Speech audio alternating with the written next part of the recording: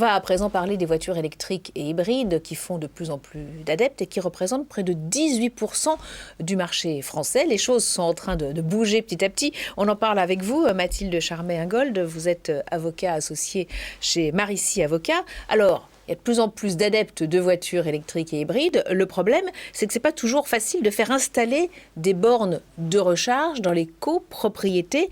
Il existe pourtant une réglementation bien précise en la matière. Oui, bonjour Florence. Alors effectivement, il y a une réglementation en matière pour aider à l'installation des bornes de recharge qui a été mise en place parce que l'objectif est évidemment de faciliter le déploiement des bornes de recharge en copropriété. La réglementation diffère selon que vous êtes effectivement dans une démarche plutôt individuelle ou une démarche collective. Et celle qui a été le plus favorisée ces derniers temps, c'est ce qu'on appelle le fameux droit à la prise, qui existe lorsque vous êtes dans une démarche individuelle. Donc, qui est concerné par ce droit à la prise ? Alors, un locataire, par exemple, qui a une place de parking qui dépend de l'appartement qu'il loue, peut demander à son propriétaire de faire installer une borne de recharge sur sa place de parking, ou un propriétaire peut aussi lui-même faire valoir son droit à la prise. Et comment on fait valoir ce droit à la prise ? Alors c'est très simple, il suffit d'envoyer un courrier recommandé à son syndic en l'informant que effectivement vous souhaitez installer une borne sur votre place de parking.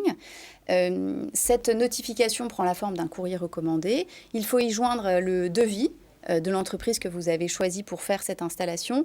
Et il est conseillé aussi de joindre un détail du schéma de raccordement pour expliquer comment vous envisagez de vous raccorder votre borne sur l'installation de la copropriété.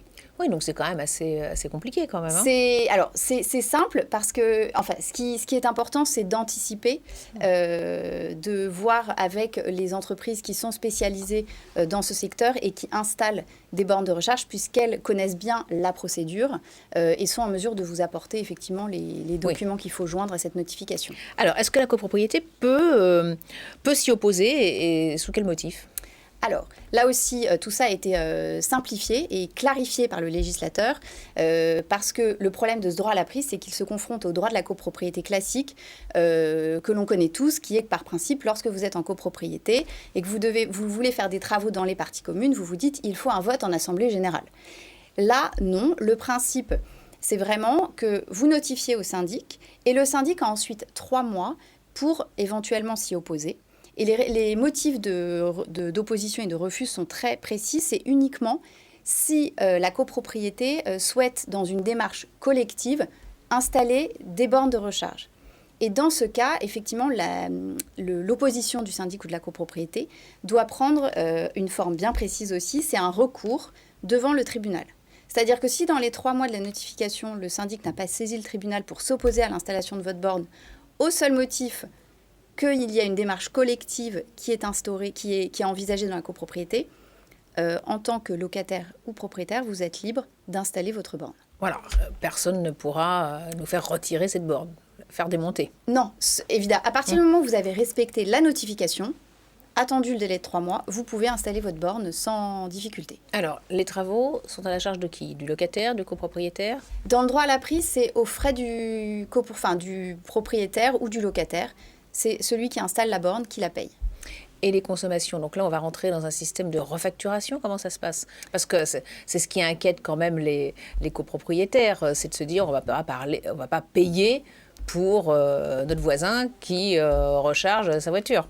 Alors effectivement, lorsque on est dans la copropriété, vous êtes dans une démarche collective, c'est-à-dire qu'il y a plusieurs copropriétaires qui souhaitent installer des bornes de recharge.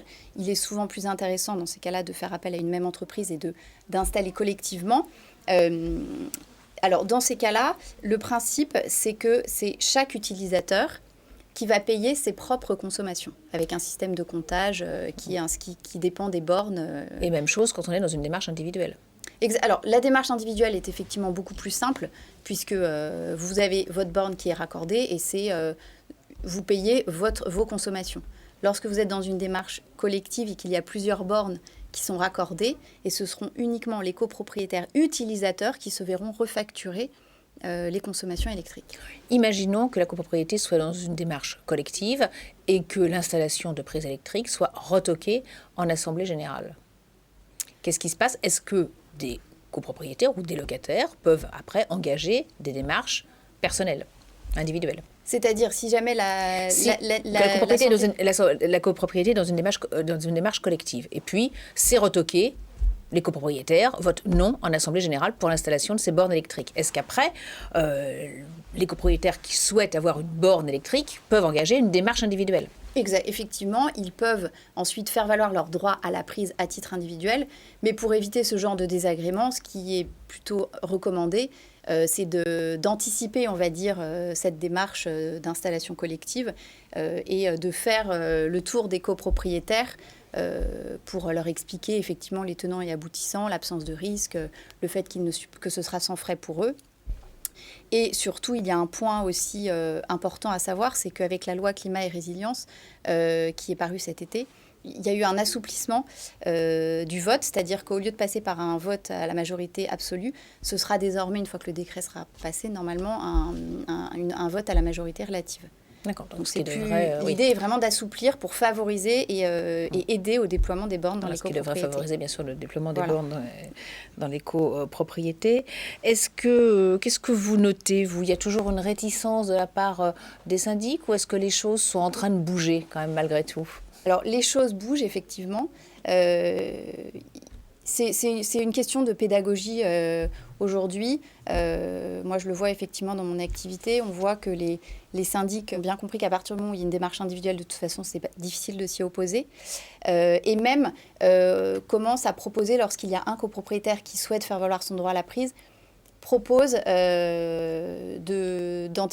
d'envisager une démarche collective. Ils en profitent finalement pour lancer une démarche collective. Sachant qu'ils ont de toute façon une obligation, en tant que syndic, à chaque assemblée générale, d'inscrire à l'ordre du jour la possibilité de faire des travaux pour installer des bornes.